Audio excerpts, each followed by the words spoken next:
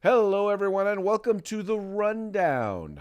I am your host today, Craig DeLuz, coming at you from the West Coast, the left coast, behind the Iron Curtain, otherwise known as the Sierras. But as we all know, I do not do this program by myself. Nope, I do this program with you. My name is Mike Bieworski. I am the co-host from the East Coast. That's the coast with the most. From the co-host with the most. Here on the Rundown, Craig, today is Hump Day. Hump Day! Mike. What day is it, Mike? It's hump day. Hump day! It's hump day. Hump day! Hump Day, that's right. It is Wednesday. It is the middle of the week. It is the day that we attempt to begin the weekend. Sometimes successfully, sometimes unsuccessfully, but on the weeks where it is successful, it makes for one hell of a weekend. Listen, Craig, last weekend I started my weekend like I always do about Thursday, and it worked. It worked. I didn't come back to work till today. How about that? Nice. That is, I am, I'm highly impressed. I'm very happy for you, sir. Very, very happy for you. The only unfortunate part is we didn't have any shows the last 2 days because I was on my weekend. Well, no worries, sir. You know, it was one of those, we wanted to make sure that we appropriately celebrated both Father's Day and Juneteenth. That's right. Boy, I've got a joke. I got a joke right there that I cannot say. Yeah. Well, I'm sure Can't that put at that some one up. point during this program, you're going to find a reason or a time in which to say it. I know. No, not that one. Not that one. Okay, well, that's pretty good. That's that pretty one. good, though. Not Yes, that one. This is a family show. It's a family show. Somewhat. Yes. Yep. Kind of a weird family, but a family show nonetheless. Yep. Whew. Man, All right, so my hey, brain folks. feels dirty from even thinking about this joke, but okay. All right, folks. Maybe Hey, if I write it down, it'll leave my brain. Hold on. there you go. You go ahead and you write down that joke. Folks, just want to remind you guys. Get it out of my head. However you are watching us, however you are listening to us, please make sure like, share, subscribe. Encourage your friends to do the same. Also want to remind you, however you're listening, please make sure to share it with your friends. Let everybody else know that this is the place to listen to 2A News and conservative views. And by the way, if you're watching us on YouTube and Facebook, do me a favor. Make sure you hit that notification button. That way you'll get notified as soon as we go live, and you can participate in the live chat as the program is taking place. Like now. Like now, like right now. Like Yeah, now. Like now. Right now. Right now. Like right now. You do not, Right now, folks, right now, want right now. to miss out. So, Craig, how did you spend your extended holiday weekend? Anything good for you? I spent plenty of time. Well, first of all, Saturday went and played golf. Little kind of not really a golf tournament, but bunch of family members get together, a bunch of guys, about 20 of us, and play a round of golf. Most of us are absolutely no good, which is good. Right. Which is most people. Yeah. Yeah, which most people are not any good at golf, and I am like most people in that respect. There Had you a go. good time, just ate, drank, hung out, spent time with the kids, spent time with the family, enjoyed myself.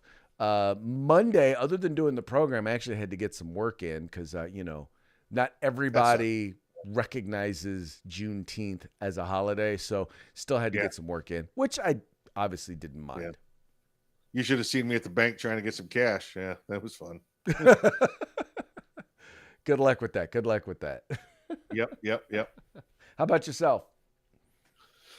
Took the weekend off. It kind of, just kept going and kept rolling. And, it's one of them deals where you wake up in the morning because the sun's in your eyes because it's coming right through that crack in the park bench. And it's time to get up and go to work.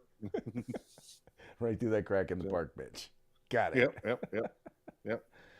Well, needless to say, by the way, we'll get to SCOTUS in a second, but I want to start off with the news of the day, and that is that, apparently there is a bipartisan deal on gun legislation, or basically on gun control.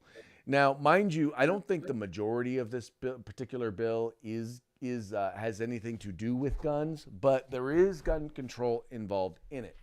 Now, they're calling it, Mike, a bipartisan compromise, meaning you got some Republicans on it, you got some Democrats on it, and they're calling it a compromise. But it's definitely not a gun rights or a firearm compromise. It seems to me like we're giving up gun rights, some gun rights for other stuff.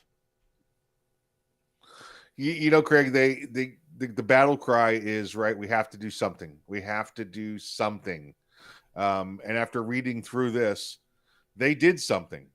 It's nothing that's going to make a difference in gun rights, but they did something, and they put the term "gun" on it. This way they can say, "Look, we did something."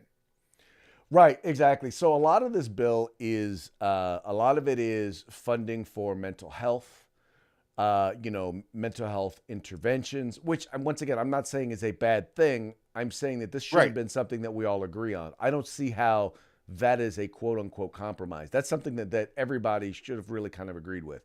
Same thing with, and a lot of that funding also is specifically targeted at schools, mental health interventions at schools. But once again, something that we probably should, I don't know, in general agree on.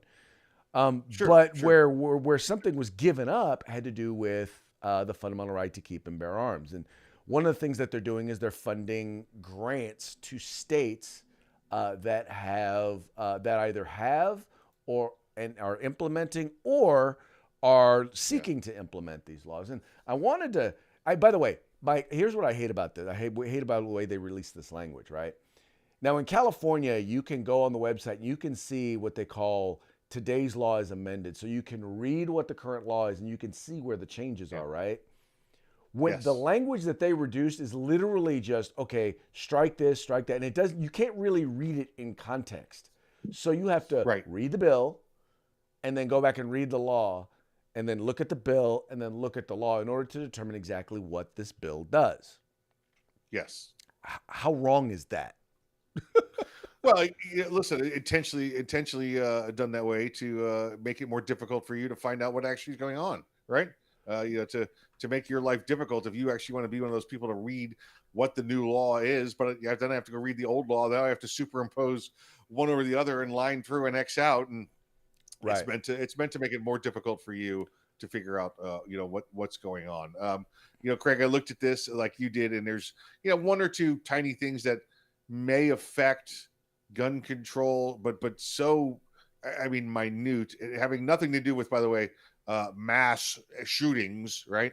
That we see have nothing to do with anything that could have changed any of the shootings that have gone on in the past 20 years. None of it whatsoever. But again, Craig, looking at all these great, wonderful programs, who's paying for them?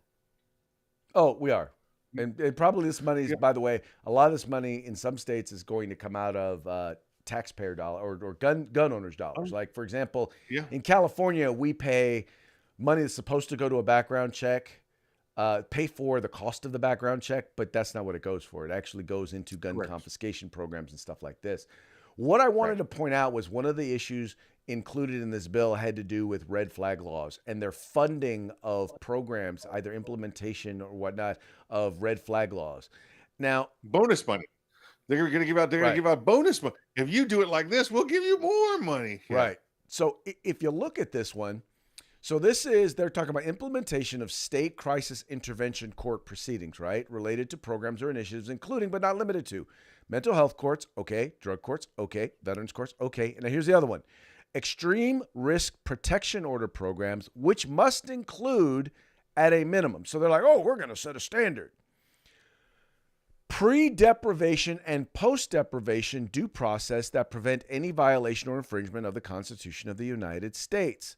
Now, Mike, I got to ask you, define pre-deprivation. Pre-deprivation, that's when they deprive you right before they deprive you. Right. That's when they take your rights before you've had any due process. That's pre-deprivation, or they could call it pre-infringement of your rights, right? Without due process, before you get due process. Now, let me ask you this. So, for example, if someone comes and takes and if someone comes and they take my rights, right? Before I've gotten due process, Does the assumption that I'm going to later get due process, is that actually due process? No, that would be amplifying the point that you got no due process to begin with, right? Exactly. It means that you'll eventually get due process, but at the point in time when we've taken your rights, you get no due process. No due process for you. No due process for you. Right? No, That's what I think. I'm like, how do you not see the problem with that? How do you not see right. that? Once again, you've committed no crime, right? Yeah. You haven't had a chance to face your accuser, right? You haven't been able to defend yourself, and they have likely sent law enforcement to your home to confiscate your firearms. And that's due process? Yeah. No. Well, for them, right? Because remember, they Right. had to do something, Craig. Right. They want to take away They your have guns. to do something. Now, I will done at it, least give them a small bit of credit in that they do state that in order for there to be pre-deprivation, there has to be a higher standard. But the higher standard really isn't that much higher. That standard actually is what the standard should be, right? Meaning things like hearsay and stuff like that can't be included, right? Well, I'm like, well, wait a minute. Why should that be allowed to be included any other time? Oh, by the way, I almost forgot. You also have the right to an attorney, not at the government expense. Remember, this is a civil issue right here that they're doing. Right. But they make it a seizure point of to firearms, note that even though you've lost your rights, even though you've done nothing wrong, you're on your own. You have the right to an attorney. We're just not going to provide it. Right. That's right.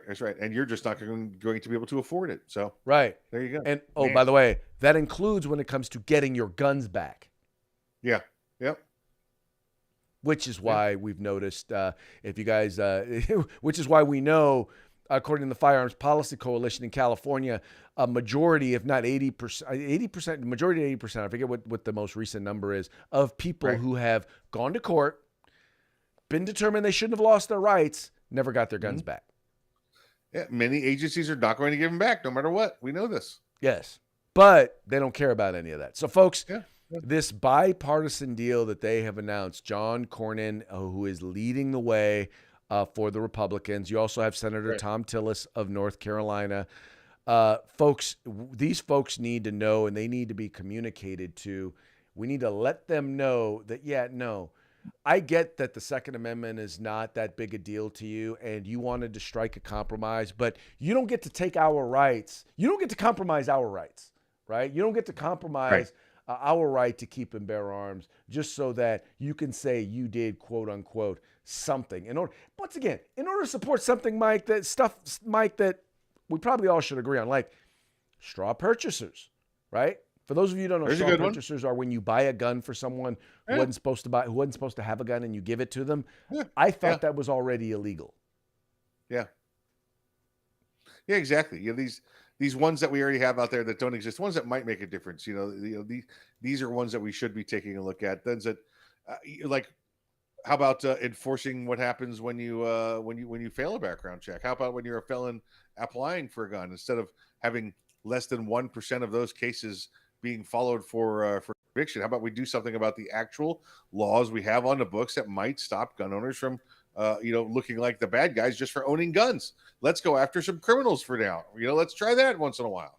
Well, now we can't go after criminals while we are at the same time letting them out on the streets and decriminalizing crime. We can't have. What if we pre-deprived them? Could we pre-deprive them? We could pre-deprive them of their freedom. All right. I'm all for pre-depriving criminals. Yes. I vote yes on pre-depriving criminals. I vote before we vote. It's a pre-vote on the pre-deprival. Pre-vote. Yeah. So anyway, folks, so this bill is going to be up for a vote on the Senate floor. Evidently, they're saying that there are enough Republican votes right now to pass it. It's time to make some phone calls. It's time to send some emails and let them know. No, we do not support it. We do not support the idea of bargaining away our fundamental rights. Yep. We pre-deny it is what we're going to be doing. Right. We're going to pre-deny it. Yeah. All right, so moving right along to SCOTUS, I know the decisions that y'all are waiting for, and we're waiting for the exact same decisions. We're waiting to see what the Supreme Court is going to say on Roe v. Wade, on the likely overturning of Roe v. Wade, and what that means for the right to life in these United States. We're also waiting for the New York case when it comes to the right to bear arms outside of the home. That is a vital. I mean, that is a decision that we have been waiting on forever, that gun rights advocates have been asking for. The courts have ruled on everything except that. The courts have said you don't have a right to to open carry. You don't have a right to conceal carry. Other courts have said you do have a right to conceal carry or the lower open courts carry. have said it. Lower Right, courts, lower yeah. courts. Yeah. But what we never got from the Supreme Court was whether or not the right to defend yourself to have a firearm in your possession to defend yourself extends beyond your front door. And that's what we're waiting on this New York case to hopefully decide for us. But And I think we get there, Craig, right? I'm pretty sure we get there because you and I can read it. The right to keep and bear arms shall not be infringed. It doesn't say the right to keep and bear arms at home shall not be infringed.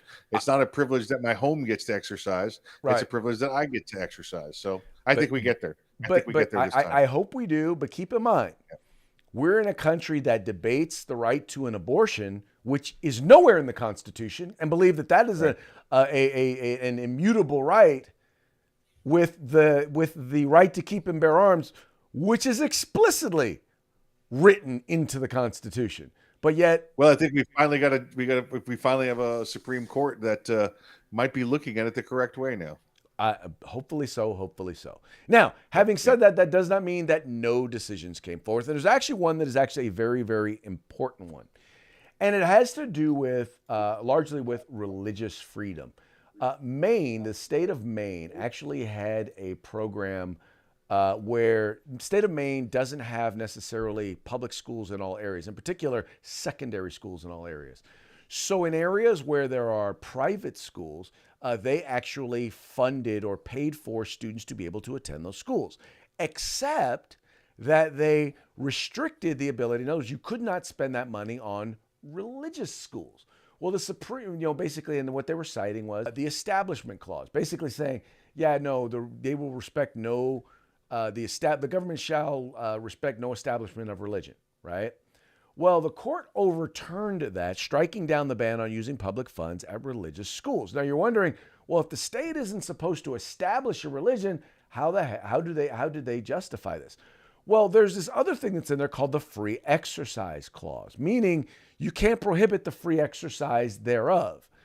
So what was happening was, in this particular program, they were discriminating against schools that were religious solely because they were religious.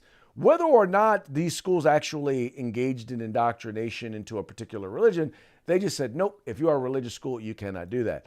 And so what the justices said, Mike, was, you don't get to discriminate against. If you're going to have a program that's going to provide funds for private schools, then you cannot discriminate against a school because it is religious. Now, mind you, this now opens up a door where if you had someone who set up a Muslim school, it would be eligible. Yeah. A Wiccan school, it would be eligible. Whatever religion you're thinking of, it would be included as long as the school met the requirements and provided the educational standards that are outlined in that particular state or county law. Yeah, and listen, I guess it's got to be fair play, right? And I could see the old guard sitting back there in Maine going, "Nope, it's the separation of church and state. Separation of church and state. We can't give government money to the religions." Okay, yeah, then how about you build a school there instead? It's kind of simple. If you're not going to have a school there, you provide money to the school that's in place of the government school. If it's a school that you don't like because it's Christian and you're trying to maintain the separation of church and state, I got an answer for you. Build a school. All right. It's kind of, pretty easy to say that that's part of the freedoms. That's an actual part of the freedoms that we provide here in the life, liberty, and pursuit of happiness. It's the common goal, the common defense, right? And education. So the ability for those to receive education. And if you can't do that on your own, then you better cough up some bucks for those that have volunteered to do it. Well, yes, and once again, I've always said that it's separation. It's separation of church and state, not separation of church from state. Meaning, you don't get to say no religion is allowed in society at all. Correct. Right. Correct. You don't get to punish entities because they are religious in nature. And once again, it only becomes an issue if you are picking one religion over another. Then it becomes an issue because the whole goal was to not promote the establishment of a state religion. If you're funding schools, now I'm sorry if there are only Catholic schools or only Christian schools, then guess what? If you're Muslim and you want a school like that, go start a Muslim school. Maine's a big Muslim place. Yeah. I know. But but this has implications not just beyond Maine, not just in Maine, but in other areas where they have programs where they provide funding, whether it's to students to attend private school or it's going to go, by the way, beyond just schools, but to other programs. Government is no longer going to be able to discriminate against entities simply because they happen to be religious in nature. There are some states there is the caveat in here. There is the caveat in here, though, Craig. When you see it, it's not. You can't have every church in Manhattan now asking for grant money to build a basketball court. It's got to be the church that wants to build a basketball court, and there's no other basketball courts within 20 miles. It's got to be. They would be the one providing the primary service to the public. Well, but once again, it goes back to the fact that they cannot be discriminated against just because they are religious. So if it's not the only basketball court, right? Yeah. And let's say it's not the only basketball court. Let's say there's a government basketball court, right? And you're providing grants to private basketball courts. Yes. You cannot discriminate against them just because they're religious. We're reading it wrong. We're reading it differently then, Craig, because the way I read this, the reason those schools got that money. Well, first off, that's why they have that's why they have the program. I agree, but that's not what the court ruling says. Hold on now. I mean, I'll try again. You want to interrupt me again, or you want to let me get me through it? So I'll let you get through it. The reason they were given this money is because those areas had no alternative. All right. So when the private entity, the church entity, stepped forward to do it, they could not discriminate against them because they were providing a primary service, to the public. If that, and the example I'm using in Manhattan is there is no place in Manhattan where the government is not the primary service. You have plenty of other people that would like to get in on the action, but you know what? Go to the basketball court literally across the street. So if it was the only schools in Manhattan were religious and there were no public schools, then they could not deny the religious schools from receiving the money. So that's how I'm reading it here is you can't use that as a disqualifier when, religion is a disqualifier when there's no other alternatives to provide a primary service. Okay. I didn't read it that way. I read it as if you are providing access to public funds, you cannot discriminate against an institution simply because it is religious. So there is a caveat that you're reading into it that I didn't read into it. Obviously, I will be going back and rereading it. I will as well. The point to this that I think is important is that it's a recognition that, once again, there are many, many states and many locales that discriminate against groups simply because they are religious. And hopefully this is a step in the right direction. You're right. Don't get me wrong. This is a big hurdle. This gets rid of the absolute religion. No, that gets rid of that. You can't just do that. You must say there's other reasons. And I think that's definitely something to look forward to as we get to move forward. I can see this in the area of where we are pro-gun activities, right, Craig? Right. If there's an organization out there, a private organization that wants to help promote gun safety, right? Actual gun safety, and there's nobody else out there doing it, then they can't deny it to us now, because it's a matter of, if there's no other service available to the public, and then I want to do it. Listen, you may not like my religion, you may not like my view on the Second Amendment, but you can no longer deny me that Right. based on that if I'm the only one available to provide that primary service. Well, one place that I think that this is really going to make a difference is going to be when it comes to reentry services. Those who are incarcerated, or the programs like Prison Fellowship Ministries that actually has been very, very successful in reducing recidivism. This sort of ruling, I think, is going to make a major difference for them, because in many cases, in many places, they are the only ones, and yet, they're not getting, they're not eligible for the sort of support that other entities would be if they were providing those services. So anyway, I think it's a good thing, because it opens the door for more people to be able to help address issues impacting our society. Agreed. Yeah. Speaking of gun programs that are about helping society, Guns for Ukrainian buyback. Guns for Ukraine buyback. In Miami, they actually had a program where they wanted to do a gun buyback program. Miami, I'm sure you know Miami. Miami, Mike, you've talked a lot about their former police chief over there. Decided that they're going to do this thing. And what they're going to do is they're going to get these guns back, right? They're going to give you $50 per handgun, $100 per shotgun, $150 per centerfire semi-automatic rifle, or as they like to refer to as assault weapons. Now, mind you, I want you to see the firearms that are here that they're talking about, that they're bragging about, right? These are the mean, nasty guns that they are actually that they're trying to send to the Ukraine. But Mike, we had an inside man. We had someone who was actually there on the ground that day. And this are the actual firearms that they actually included. Now, you notice they only had the other ones. But look, this was one of the guns that was turned in. This was from Kevin Sona over there at, by the way, Lee Williams wrote this, our good friend Lee. But Kevin Sona from Florida Carry, as well as works with the Second Amendment Foundation, decided to be there on the ground. That's one of the firearms. Hold on, let me scroll down here. Look at these. You notice these firearms didn't make the press release, or didn't make the press junket. Yep. Those are actual firearms that they got paid for, right? The two to the left or the right, those are probably their semi-automatic rifles or single shots or whatever they are. The other one is a quote-unquote handgun. Mike? All I can say is it looks like, wow, lucky to be a Ukrainian soldier right now, right? You're going to get these weapons to help you defend yourself against the mighty Russian army. So, thank you, Miami, for doing what you did.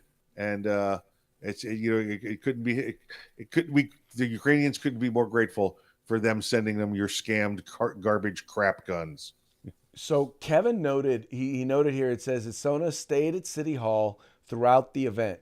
He estimates 10 to 15 guns were bought back by police. Most were single shot or bolt action rifles and shotguns that and a few were homemade very few of them, by the way, were homemade firearms. Yes. But yeah, no, most of these were weapons that the Ukrainians don't want. Yeah. If they were homemade, those were the ones we just saw sitting on the table. That's Exactly. what a real homemade gun looks like, folks. The feds want you to believe that a homemade gun looks like a evil black military assault rifle machine gun. No. That's what your homemade guns look like. That is just bad, all bad stuff. Yep. All right, let's move on to our Juneteenth news, because I see we're coming up here on the bottom, hitting the bottom of the hour. First of all, we're just going to put this first one out here. Mike, a little bit of a history lesson. How long did slavery last in these United States? In the United States, yes, it lasted, 104 years. Nope. Not according to the Vice President of the United States. Check it out. Okay. I'm sorry, 84. 84. Yeah. And to think about it in terms of the context of history, knowing that black people in America were not free for 400 years of slavery, right? Don't. And to think about it in terms of the context of history, knowing that black people in America were not free for 400 years of slavery. All right. So Yeah, listen, Craig. I'm sorry. I had a bad math day. I didn't realize there'd be math today. It's about 86, 87 years total that we had slavery in the United States. well, in specifically in the United States, when you start going back all the way to the beginning of the colonies, it was about 150 years. But we know that Yeah, well, we you know that better it was talk to the not Brits 400 about years. that. What? Hey, you better talk to the Brits about that. That's Well, exactly. I'm sorry. Exactly. I can But- take no credit for. We could take no credit for anything that occurred prior to. I'll even say prior to. I'll even give them April 19th, 1775. I'll give you a bonus year. Okay. There you go. All right. I'll give you that. But yeah, prior to that, you better contact King George and talk to him and his people. Right. But what we know is that it didn't last 400 years. Now, if you want to include from the beginning of slavery all the way through to the end of Jim Crow, Right. but anyway, the sad part is once again you have the vice president of the United States saying on Juneteenth that slavery lasted for 400 years. Really? Well, let's see. When did the Mayflower land? Right. It was. Was that 1492? No, that was when Columbus sailed the ocean blue. So Columbus discovered us in 1492, right? So Right. so we add 400, that'd be 1892. Maybe she thought Columbus brought all the slaves with him. I don't know. I am beginning to wonder. I have no idea. I am most definitely beginning to wonder. But 1492, even if we do 1492 and 1776, we're still at less than 300 years. So that's 286 years, right? 84. So she's an idiot. We know that. That's what we get from this story, Craig. Right. She's an idiot. Yeah. That's exactly what we He's get from the story. senile and she's an idiot. Yeah. Right. Well, but Mike, did we not already know that? It's crazy. Listen, like I said, he's senile. She's an idiot. It sounds like if we started making a modern day version of Three's Company, we just bring them all back, everybody back. Exactly. He's senile and she's an idiot. That's what you get now. Now the other bit of Juneteenth news is that you have lawmakers who are actually advocating to change the 13th Amendment. Which, by the way, interesting, Mike. So what they want to do is they want to make it so that if you are imprisoned, right? So let's say you're in jail, and you know how they have prison work programs where you can actually do work outside of the prison or even in the prison. Like in California, a lot of our wilderness firefighters are inmates, right? They're inmate firefighters. Well, they don't pay them a lot of money. And so now they want to make it so that you cannot do that. Now, mind you, Mike, these are people who've committed crimes. These are people who are living on the taxpayer dime, right? It's actually considered a privilege to be able to participate in these programs. And yet and still, they want to make it so that inmates cannot participate in these programs. By the way, in many cases, it helps them to develop job skills. But yeah, no, they want to now amend the 13th Amendment to the Constitution to include that. Once again, that's just dumb. Listen, where I'm not opposed to the actual rehabilitation of those that are incarcerated. Adding it to the 13th Amendment is just, why don't we add it to the Third Amendment or the Fifth Amendment? You just stick it somewhere else too, right? We're just going to start adding crap to amendments that's got minimal minimal in common with that amendment to begin with. So no. And this is another one. Can we slap people on the weekends? Because this one needed a slap on the weekend. Yes. They definitely deserve a slap. But this will move us all right along to the first of our parting shots. Now, I wanted to put this one up because there are a lot of Republicans out there who are lamenting the fact that Juneteenth is a federal holiday. And I get that it was liberals who actually wound up putting it in place. But when you understand exactly what Juneteenth is when the last of the slaves found out or heard that they had been freed. It is literally the celebration of freeing of the slaves. And guess what? If you are a conservative, if you are a Republican, Juneteenth is a Republican holiday. It's a celebration of the day when Republicans freed the last of the Democrat slaves. Now, mind you, I get it. There are some people who are still have psychological chains on their brains, who are stuck in the Democratic Party because they just can't break past it. But the point I'm trying to get people to understand is we need, as Republicans, now I'm not talking about embracing the George Floyd critical race theory version of Juneteenth. Nope. I'm talking about celebrating what it is. And that was the American promise, a step of making the American promise available to all Americans. Yeah. You're correct. Listen, and I'm sure we've done on here last year. I think I did it last year on here when we talked about Juneteenth, and Juneteenth was not the day of the Emancipation Proclamation, but it was the day that the word of the Emancipation Proclamation finally made it to the last holdout of where slaves were in the state of Texas back in the day. So it was the word getting to the last of those that it applied to, those slaves there in Texas. So know the history. Listen, you come up with these silly definitions for new holidays or new words, and people you don't go check them out. You go do your damn background. We tell you that all the time. Do your background, and then you'll find out what it's really about, and that applying it the right way, not some ridiculous way like Craig. Right. And don't just get angry just because, it's celebrating. No, it's not celebrating black. Juneteenth is not about celebrating black people. It's about, once again, us ending a wrong that was in existence at our founding. Right. It was the great sin of the United States, and it was making that correct. Yep. Very true. Very true. Very true. Anyway. Now, this next one, actually has to do with some of the other stories that we had having to do with our right to keep and bear arms. For those of you who are just listening, it is you have oh my God, Chris. Why do I? Chris Rock. That's not Chris Rock. It's Chris Farley. Come on, it's Chris Farley. That's it. I knew it was anyway. Chris Farley and Adam Sandler. You have Chris Farley saying, 9mm blows a lung out of the body. And Adam Sandler saying, no, it doesn't. Well, that's a high caliber weapon. No, it's not. But the Second Amendment isn't absolute. Yes, it is. And then he looks at it. Yes, it is. Yes, it is. Yes, it is. These are arguments that we have, and it's like all you have to do is show the facts to know that what they're telling us about firearms and about the Second Amendment is wholly incorrect. And yet there are people every day, Mike, that we have to argue with who spout this stuff. Every darn day. He's not lying. Every darn day. Yep.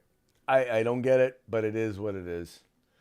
All right, folks. Well, hey, it's about that time to give a shout out to our sponsors. Let's say hello to our good friends at Guerrilla Machining, Grid Defense, California Republican Assembly, and of course, USCombatGear.com. That's right, .com, folks, .com. Look, folks, like I always tell you, look, their links are in the description of this video or this podcast. Do us a favor, click on there, go there. You'll see something that you like. I am pretty much, if you're watching this show, you will like these. You will like these organizations. You will like their products. You will either want to become a member or you will want to purchase their products. So do me a favor, go there, check it out, spend some money, and make sure you tell them that the guys over at The Rundown sent you. With that, we're going to call it a day. We're going to be done, and we will be back tomorrow on Thirsty Thursday. Very much appreciate you tuning in. Very much appreciate you liking and sharing and encouraging your friends to do the same. See you soon.